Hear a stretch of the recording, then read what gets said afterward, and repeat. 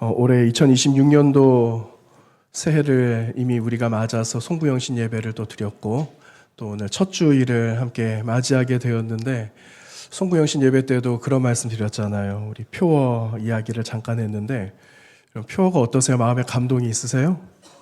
용서 사랑의 시작이다라는 이 표어가 우리 대한예수교장로회 통합 측 모든 교회가 올 한 해 용서와 사랑의 실천을 향하여서 함께 올 한 해를 섬기게 됩니다.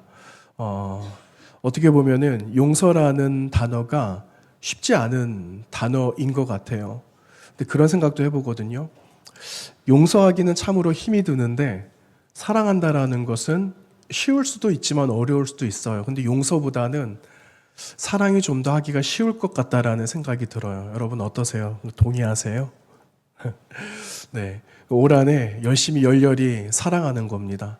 잘 섬겨주시고 주님께서 우리를 사랑해 주신 그 십자가의 사랑의 감동, 여러분 처음 만나셨던 그 십자가의 자리, 눈물을 흘리면서 처음 주님을 영접했던 그때 그 감격과 감동을 아마 잊지 못하실 거라고 생각을 합니다. 그걸 빨리 회복을 해야 되겠죠.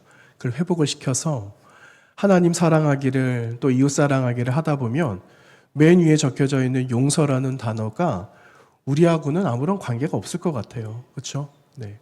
올 한해 열렬히 사랑하시면서 하나님의 교회를 또 우리 함께 있는 이 지체들을 잘 섬겨주시는 우리 믿음의 성도님들, 믿음의 지체들, 또 우리 믿음의 동역자가 다 되시기를 주님의 이름으로 부탁드립니다. 여러분, 관계 이야기를 우리가 참 많이 하거든요. 관계가 멀어질 수가 있잖아요. 어느 날 늘 괜찮았는데 관계가 좀 멀어졌어요. 저도 보니까 그런 일들이 있더라고요. 어렸을 때 없으면 못 사는 친구들 있었는데 저는 이제 사역한다고 떠나고 그러면서 연락이 좀 끊어지고 이러면서 관계가 좀 서운해진 적이 있어요. 한 몇 년 된 것 같아요. 몇 년 되었는데 한 날 친구가 전화가 왔어요. 제 전화번호를 안 잃어버린 것 같더라고요. 그래서 전화가 온 거예요. 제가 그 친구 전화번호를 저도 가지고 있거든요. 전화를 받았죠. 그런데 평소 같으면 얼마나 수다를 많이 떨었겠어요.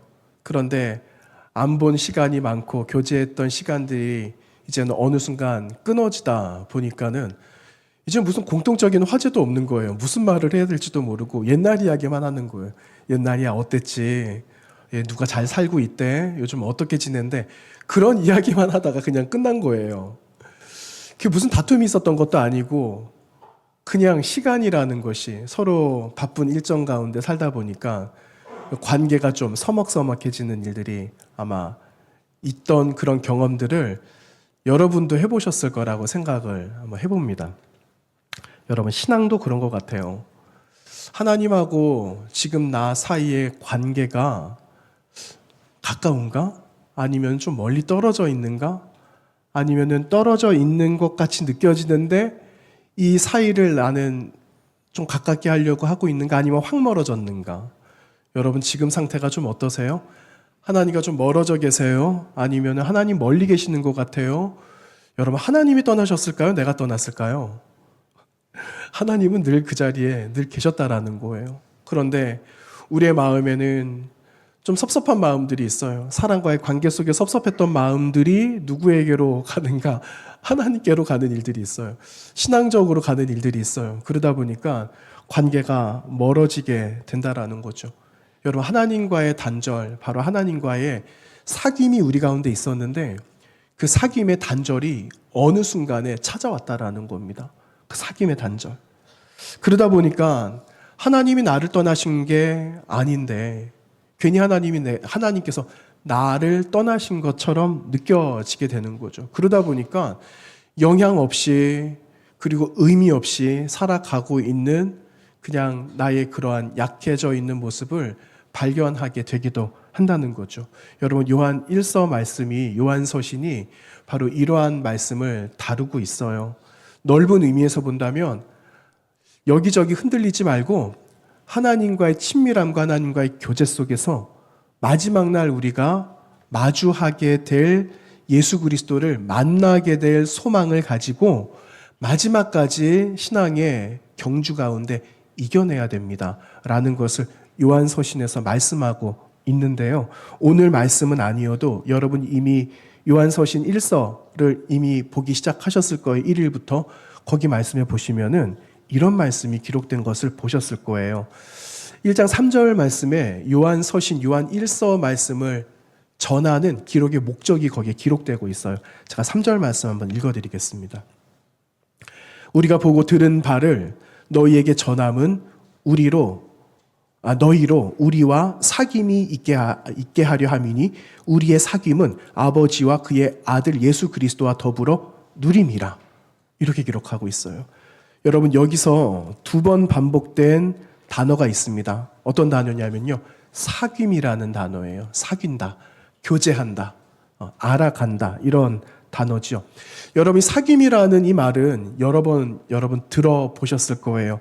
여러분 성도 안에 교회됨의 하나의 본질을 이야기한다면 거기에는 교제가 있습니다. 코이노니아라는 말을 들어보셨을 거예요. 그런데 여기에서 사용된 사귐이라는 말도 코이노니아라는 단어를 쓰고 있거든요. 그런데 이 코이노니아라는 단어를 생각하면 사도행전에 나오는 첫 교회, 사도행전에 나오는 첫 예루살렘 교회를 아마 생각해 볼 수가 있을 거예요. 그런데 거기에 기록되어져 있는 사도행전 2장에 기록되어져 있는 처음 교회, 그들의 필요들을 함께 채워주고 나의 것이 있지만 내 것이라고 고집하지 않고 넉넉하게 서로 돌봐가면서 서로 같이 풍요롭게 살아갔던 처음 초대교회의 성도들의 모습, 그 진정한 교제를 우리는 이야기 많이 했잖아요. 그런데 단순히 사도행전에 나오는 예루살렘 교회 안에 있었던 코이노니아라는 이 말이 단편적으로 우리가 나눌 수 있고 쉽게 생각할 수 있고 표면적으로만 이해할 수 있는 그런 단어가 아니라는 거예요. 여러분 코이노니아라는 이 단어는 이런 뜻이 있어요. 어떤 뜻이 있는가? 생명 안에 같이 참여한다라는 겁니다. 여러분 생명은 어디서부터 주어진 걸까요?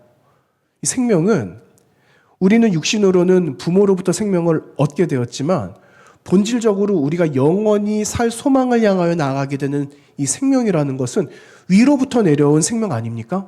그래서 그 같은 생명, 하나님으로부터 내려온 예수 그리스도를 통하여서 우리에게 주신 영원한 생명을 우리가 함께 공유하게 되었다라는 겁니다. 예수 그리스도를 통해서. 여러분 안에 있는 생명, 저 안에 있는 생명, 이것이 지금 함께 공유가 되어져서 우리는 그 같은 생명 안에 참여하게 되었습니다. 라는 것이 코이노니아의 첫 번째 의미입니다.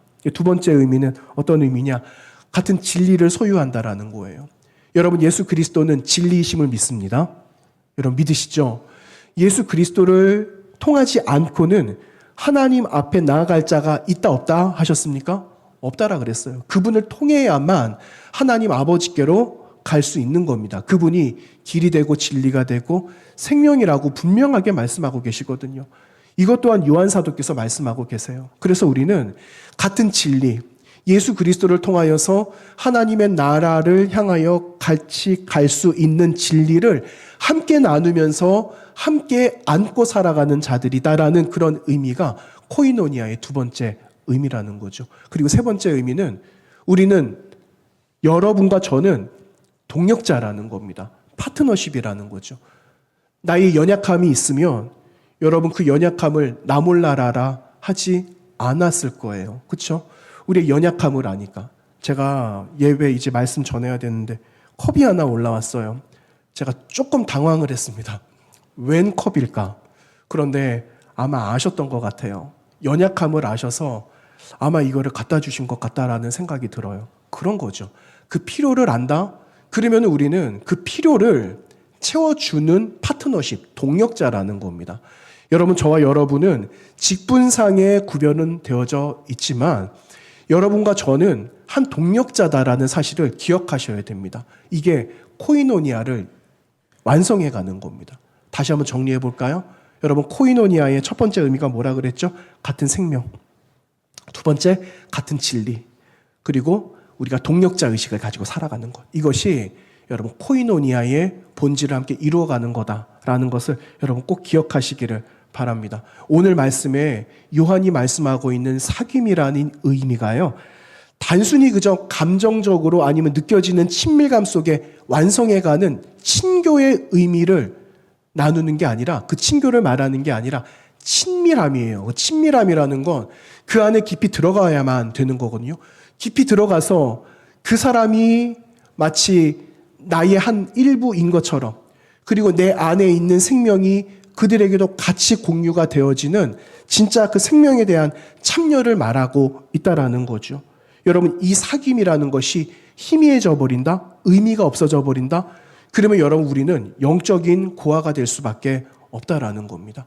여러분, 그래서 우리의 지금 현재 상태를 바라봐야 돼요. 내 안에 친밀함 속에 함께 나누는 교제 가운데 우리 안에서 역동하고 있는 생명이 내 안에 존재하고 있는가? 그 생명을 잃어버리고 있는가? 잃어버렸는가? 이거를 다시 한번 체크해 봐야 됩니다. 그래야지 하나님과 나 사이의 친밀함과 사귐이 회복될 뿐만 아니라 진짜 하나님의 자녀가 된다라는 것이 무엇인가라는 그 의미를 발견해 보게 되는 거죠. 여러분, 우리가 나누었던 3장 1절 말씀을 한번 보겠습니다. 1절 말씀에 요한 사도께서 이런 말씀을 하고 있으세요. 그 1절의 상반절입니다. 보라, 아버지께서 어떠한 사랑을 우리에게 베푸사 하나님의 자녀라 일컬음을 받게 하셨는가, 이렇게 말하고 있어요. 여러분, 무슨 의미일까요? 여러분과 저가 하나님의 자녀가 됐다라는 말이에요? 안 됐다라는 말이에요? 하나님의 자녀가 되었다라는 말이거든요. 아니, 도대체 무슨 일이 있었길래, 아니, 도대체 그 사이에 어떤 사랑을 너는 받았길래, 그동안 너는 어떠한 존재로 살았는데 내가 너를 아는데 그 하나님이 너를 어떻게 보셨길래 너는 그 하나님의 사랑을 받는 자녀가 되었다는 말이야? 하고 물어보는 겁니다. 여러분, 이미 우리는 하나님의 사랑을 받게 된 사람이라는 겁니다. 받은 사람이라는 거죠. 그래서 여러분 안에, 저 안에 이 땅에 예수 그리스도를 구주로 영접한 사람들의 마음 속에는 무엇이 있다고요? 하나님의 사랑이 우리의 영혼에 지배하고 있다라는 사실입니다. 그래서 여러분, 우리의 신분이 바뀌게 되었어요. 하나님의 사랑을 안고 사랑을 간직한 사람이 됨으로 인해서 우리의 신분이 어떻게 바뀌었는가? 예전에는 진노의 자식이라고 말하고 있었거든요. 그런데 지금은 어떻게 바뀌게 되었는가? 하나님의 뭐가 되었다고요? 자녀가 되었다라고 사도 요한은 오늘 1절 상반절 말씀에서 하나님의 자녀가 되었다라는 것을 단정져서 말씀하고 있습니다. 여러분, 옆에 한번 보세요. 하나님의 자녀분들이에요. 하나님의 자제분들입니다. 그런데 우리가 그냥 막대하겠어요? 그렇죠? 어떻게 해야 될까요? 용서 밑에 뭐라고 있다고요? 사랑으로 잘 대하는 거예요. 사랑으로 잘 섬기고, 그러면 서로 하나님의 사랑, 하나님의 자녀됨을 서로 확인하는 거죠. 아, 집사님도 하나님의 자녀셨군요. 그걸 알게 되는 거예요. 내가 몰랐습니다. 이걸 깨닫게 되는 거죠. 깨닫는 순간 여러분, 우리는 이 아름다운 공동체를 함께 이루어 가게 되는 거예요. 나중에도 말씀드리겠지만 이 아름다운 공동체를 누군가에게 보여주기 위함이 아니라 밖에서 우리가 살아가는 이 모습을 세상이 보아야 하는 거예요. 여러분, 보여주려고 하는 게 얼마나 힘든지 아세요? 그런데 우리가 그렇게 살아가니까 세상이 그렇게 보더라는 거예요. 그렇죠? 소문이 나는 거예요. 여러분, 이게 하나님 자녀 된 사람들의 살아가는 방법이 그렇다라는 겁니다. 그럼 여러분, 너무 충격적인 이 말이 있어요. 여러분, 우리가 하나님의 자녀가 되었어요. 하나님의 자녀가 되었는데 우리가 하나님의 형상대로 지음받은 자녀였지만 하나님을 떠나서 진노의 자식이 되었다가 하나님의 자녀가 되었어요. 그렇죠? 하나님의 자녀가 되었습니다. 그런데 요한 사도는요, 어떻게 말을 하고 있는가? 우리는 사실은 여러분, 하나님의 자녀가 된다라는 것은 혈통으로 이어져야지만 자녀라는 것이 성립이 되잖아요. 그래서 이것이 사도 바울의 입장에서는 우리가 혈통으로 이어진 하나님의 자녀가 아니다. 우리는 은혜로서 하나님의 자녀가 됐습니다. 라는 표현으로 양자되었다라는 말을 쓰고 있거든요. 우리는 유기된 자들이었어요. 그런데 하나님께서 우리를 예수 그리스도의 사랑으로 떠서 우리를 있어야 되는 자리에 갖다 놓으심으로 인해서 우리는 어떻게 되었는가? 하나님의 자녀라고 일컬음을 받게 되었다라는 겁니다.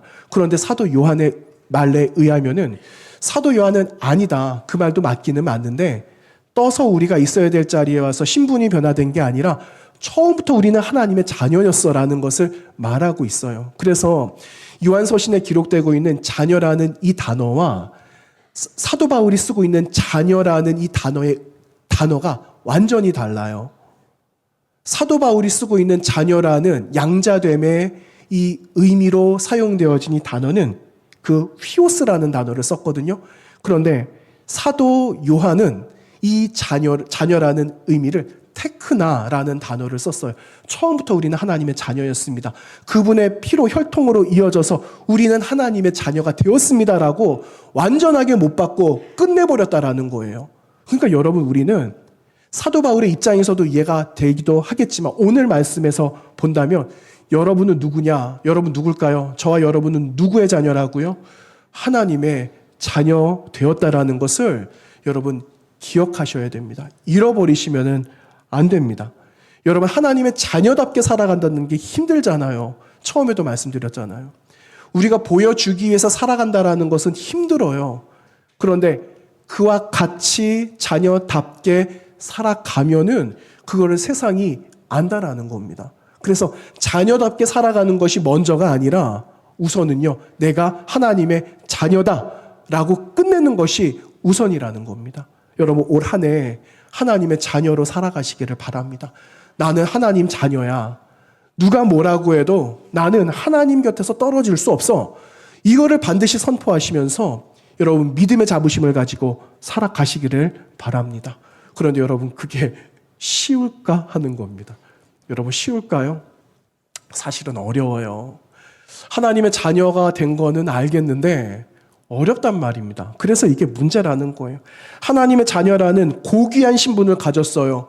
그런데 우리는 환영을 하는데 교회 밖에서는 환영하지 않는다고 성경은 우리에게 말씀하고 있습니다. 여러분, 1절 하반절에 그 말씀이 나옵니다. 제가 읽어보겠습니다. 우리가 그러하도다. 그러므로 세상이 우리를 알지 못함은 그를 알지 못함이라. 이렇게 말하고 있어요. 세상이 우리를 알지 못하는 것은 세상이 예수 그리스도를 알지 못하기 때문에 우리의 존재를 알 수가 없다라고 말하고 있는 거죠. 여러분, 세상이 우리를 깍듯하게 대접하든가요? 아니잖아요. 저 교회 다닙니다. 이제 그런 말 못해요. 옛날에는 교회 다녀요. 그러면은 나도 좀 교회 좀 가봤으면 좋겠어요. 아니면 교회 다녀요. 그러면은 옛날에는 그래도 인정받는 거 좀 있었잖아요. 우리 어머니 세대, 할머니 세대 때는요, 교회 다닙니다 하면은 칭찬받고 막 그랬던 적이 있었어요. 근데 지금은요, 교회 다닌다는 말을 잘 못합니다. 어디서 뭐 날라올지 몰라요. 어디서 뭐가 휙 날라올지도 모릅니다. 그래서 조심해야 돼요. 별로 안 반긴다라는 겁니다. 오히려 미워하죠. 소속 자체가 다르기 때문에. 그래서 여러분, 세상은요, 빛을 싫어하는 거예요. 어둠에 익숙해져 있거든요. 어둠에서 살아가는 게 너무너무 익숙하다 보니까 밝은 빛이 오니까 너무 눈이 부셔서 견디지를 못하는 거예요. 그리고 그 틈을 타서 누가 우리를 공격하는가? 사단은 우리를 계속해서 공격하는 겁니다. 너의 본질이 무엇이었는데 너 진노의 자식이었다라고 너도 알고 있잖아. 이것을 공격하면서 계속해서 우리를 넘어뜨리려고 하는 사단의 공격이 이어진다라는 겁니다. 그래서 오늘 7절 말씀에 이렇게 기록하고 있어요. 자녀들아, 아무도 너희를 미혹하지 못하게 하라. 이렇게 말하고 있어요. 아무도 우리에게 와서 우리를 건드리지 못하게 하라. 복음 아니고 예수 그리스도 아닌 것으로 너희들을 넘어뜨리려고 할 때 물리쳐라. 이 말이에요. 여러분, 미혹시킨다라는 말이 이런 말입니다. 길을 잘 가고 있는데 길을 잃어버릴 때가 있어요. 그렇죠? 여러분, 길을 잃어버린다. 처음 가지 않는 길, 많이 익숙한 길은 그래도 많이 가본 길이니까 주변을 알잖아요. 환경을 알잖아요. 그거는 전혀 문제가 되지 않아요. 그런데 처음 가는 길입니다. 그런데 길을 잃어버려요. 그러면 당황하게 돼 있습니다. 여러분, 그런 경험 있으세요? 당황해 본 적 있으세요? 다시 돌아가야 되는 경우들도 있잖아요. 한참을 걸어왔는데 길이 없어서 다시 돌아가야 되는 10km 이상을 걸어가야 된다? 10km 너무했나요? 한 5km 정도 걸어가야 된다? 얼마나 이게 새로운 수고를 다시 해야 되는데 얼마나 힘이 들겠어요. 그런데 아예 길을 잃어버렸어요. 그 자리에 설 수밖에 없어요. 그러면 얼마나 당황스럽습니까? 이것이 미혹된다라는 말이에요. 미혹된다라는 이 말은 길을 잃고 방황하게 된다라는 말입니다. 여러분, 사단의 목적이 무엇인지 아십니까? 하나님과의 관계에서 이거를 우리를 떨어뜨리려고 하는 게 아니에요. 여러분, 사단에겐 그런 권한이 없습니다. 근데 사단이 할 수 있는 건 무엇이냐면은 하나님과 나 사이의 사귐을 흔들어 버리려고 하는 그러한 계략을 가지고 있는 것이 사단이라는 거죠. 무기력하게 만드는 거예요. 하나님 안에 있었던 생명, 아까 코이노니아 이야기했잖아요. 생명과 질서와 파트너십을 가지고 있어야 되는데 이것을 완전히 무너뜨려서 하나님과의 사귐을 끊어버리게 하는 것이 사단의 목적이다라는 겁니다. 그래서 여러분, 우리는 이 사단의 계획을 반드시 알고 이 사단의 방해를 어떻게 우리가 감당할 것인가, 이것을 오늘 나누려고 하는 겁니다. 요한 사도는 우리에게 이러한 영적인 무기를 우리에게 전달해 주고 있어요. 어떠한 무기인가 하면은요, 여러분 2절 말씀이거든요. 2절 말씀 다 같이 한번 읽어볼까요? 2절입니다. 시작. 사랑하는 자들아, 우리가 지금은 하나님의 자녀라. 장래에 어떻게 될는지 아직 나타나지 아니하였으나 그가 나타나시면 우리가 그와 같을 줄을 아는 것은 그의 참 모습 그대로 볼 것이기 때문이니. 아멘. 여러분, 이 무기가 뭐라고요? 소망이라는 무기예요. 여러분, 우리에게 이 주시는 이 소망이라는 무기는 당장 우리에게도 주어져 있는 소망의 무기이기도 하지만 이 소망의 무기가 가치를 바라고 생명을 바라고 능력을 바랄 때는 언제이냐면 그분이 나타나실 때라고 2절 말씀에 기록되고 있어요. 우리가 지금은 하나님의 자녀라. 장래에 어떻게 될는지 아직 나타나지 않았으나 그가 나타나시면 어떻게 된다고요? 그가 나타나시면 그분이 가지고 있는 영화로운 영광의 그 찬란한 순간이 우리 모두에게도 빛을 비추게 될 것입니다. 그러니 장래에 임할 그 장래의 소망을 놓치지 않고 지금 그 소망을 가지고 살아가는 자가 되어져야 됩니다. 라는 것을 지금 사도 요한이 우리에게 부탁하고 있는 것입니다. 여러분, 우리는 이런 긴장 속에 살아가고 있어요. 여러분, 얼마나 많은 긴장 속에 살아갑니까? 놓치지 않아야 되는데 놓칠까 두려워하는 마음으로 살아가고 있어요. 이 마음 뺏기지 않아야 되는데 빼앗기면 어떨까? 어떻게 될까? 하는 그런 긴장 속에 살아가고 있죠. 그러나 여러분, 우리는 이 소망을 우리 가운데 갖게 되면 하나님께서 저와 여러분을 끝까지 인내 중에 마지막 자리까지 가게 하실 줄로 믿습니다. 그래서 성도된 자, 자녀된 자들은요, 우리의 마음속에 어떠한 소망을 또다시 가져야 되는가?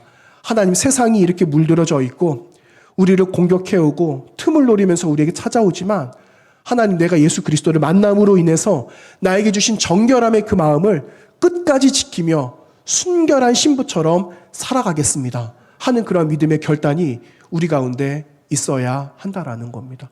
여러분, 아직 소망이 다 완성되지 않았어요. 그렇죠? 소망을 향해서 나아가고 있어요. 여러분, 결혼을 앞두고 있는 신랑 신부가 있다라고 한번 해봅시다. 날이 정해졌어요. 이제 곧 다가올 겁니다.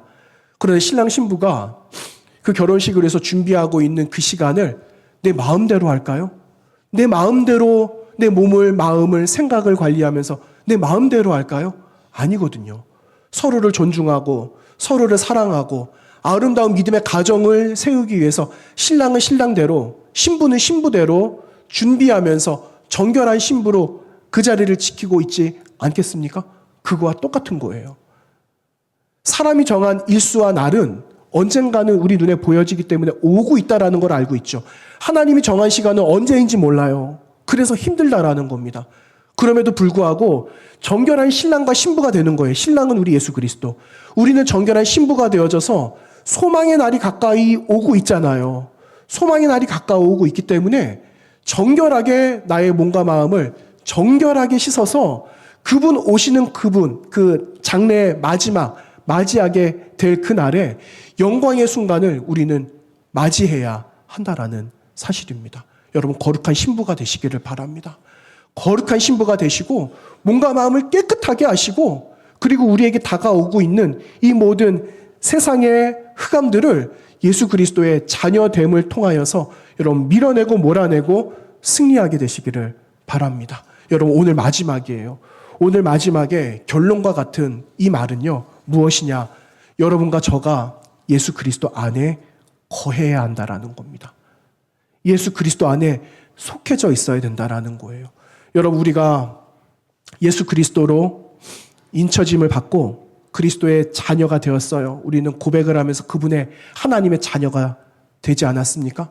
그런데 그 순간뿐만 아니라 매 순간마다 우리는 그분 안에 속해져 있는 자녀인가를 스스로 물어봐야 됩니다. 여러분 요한복음 15장에 포도나무가 나오고 있어요. 포도나무. 그런데 포도나무에서 그 가지가 막 뻗어 있잖아요. 열매를 맺으려면 이 가지는 나무에 잘 붙어 있어야만 되는 거예요. 내가 여기에 있기 싫다 해서 떨어져 나가면 그냥 마른 나무가지밖에 될 수가 없는 거예요. 열매는 무슨 열매를 맺겠습니까? 그런데 연약하지만 나무 뿌리로부터 그 자양분을 흡수하여서 가지마다 공급이 되는 것을 잘 받고 있는다면은 때가 되면 그 가지에는 무엇이 열리는가? 열매가 맺혀지게 된다라는 거예요. 그 열매를 맺혀지는 시간까지 얼마나 많은 인고의 시간이 필요해요. 붙어 있는다라고 다 되는 게 아니거든요. 그래서 여러분 붙어 있는데 잘 빨아들여야 되는 거예요. 말씀으로 여러분 하나님의 마음을 계속해서 들어 마셔야 되는 겁니다. 말씀에서 계속해서 주님의 마음을 내 마음속에 채우지 않으면 다른 것이 우리의 마음을 침범해 온다라는 거예요. 열매가 안 맺어요.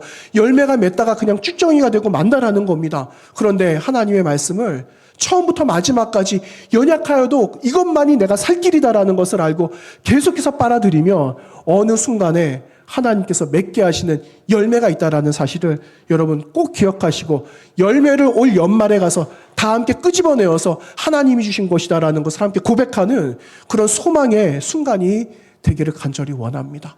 뿐만 아니에요. 여러분 기도하는 거예요. 기도하지 않으면 이것이 하나님이 주시는 마음과 사인인지 알 수가 없어요. 여러분 기도해야 됩니다. 기도함으로 하나님이 오늘 나에게 주시는 이 결제 도장이 무엇인가를 여러분 잘 캐치해내야 합니다. 하나님의 마음이 우리 마음에 있고 그리고 그분의 마음대로 들려오는 말씀대로 순종하면서 걸어가기 시작하면 여러분 우리는 이미 하나님 안에 거하고 있지만 마지막까지 하나님 안에 거하는 거룩한 성도로 마지막을 장식할 수 있게 된다라는 사실이에요. 여러분 올 한 해 주님 주신 귀한 말씀들을 차곡차곡 마음속에 잘 채우시고 그 말씀을 통하여서 오늘 나에게 하시는 하나님의 말씀이 무엇인가? 오늘 이 아침에 주시는 하나님의 자녀됨이란 정말 무엇인가? 그분 안에 거하여서 떠나지 않는 삶이다 라는 것을 기억하시면서 여러분 매 순간마다 주님과 아름다운 동행을 이루어 가시는 아름다운 성복교회 믿음의 식구들 또 이 말씀 가운데 함께 참여하신 모든 분들 다 되시기를 주님의 이름으로 부탁드립니다. 함께 기도하겠습니다. 거룩하신 하나님, 새로운 한 해가 밝았습니다. 하나님 앞에서 새로운 결단과 의지로 주님 앞에 이미 나아갔습니다. 이런 우리의 신앙의 의지와 믿음의 의지가 흔들리지 아니하도록 인도하여 주시고 마지막 때에 이르렀을 때에 다 그 소망의 열매가 어떻게 맺었는가를 함께 바라봄을 통하여서 하나님의 자녀로 지금까지 살아온 것이 얼마나 뿌듯했음을 다시 한번 고백하며 또 이 모든 열매를 주님께 올려드릴 때에 주님께 칭찬을 받으며 격려를 받는 우리 모든 믿음의 식구들이 다 되도록 역사하여 주시옵소서. 하나님, 우리는 하나님의 자녀입니다. 이것을 올 한 해 선포하면서 가는 곳마다 있는 자리마다 세워진 곳마다 하나님 믿음의 자부심을 가지고 살아가는 믿음의 성도들을 다 되도록 주님 인도하여 주시옵소서. 예수님 거룩하신 이름으로 기도하옵나이다. 아멘.